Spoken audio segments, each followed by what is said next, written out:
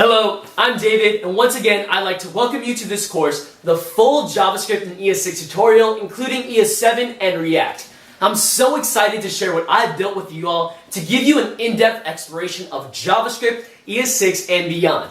Now, I spent a lot of time thinking about the content for this course, and I ended up taking a lot of inspiration from what I built by winning a few hackathons, my readings and research online, and of course what I gained while studying computer science at the University of San Francisco.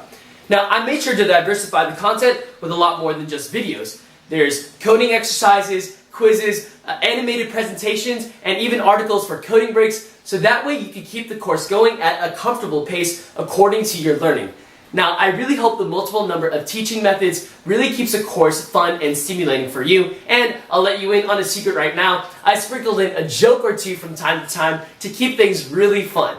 Alright, Udemy has been such an awesome resource for me while learning, so I wanted to share what I know with you guys. With that being said, thank you so much, and I can't wait to code with you all.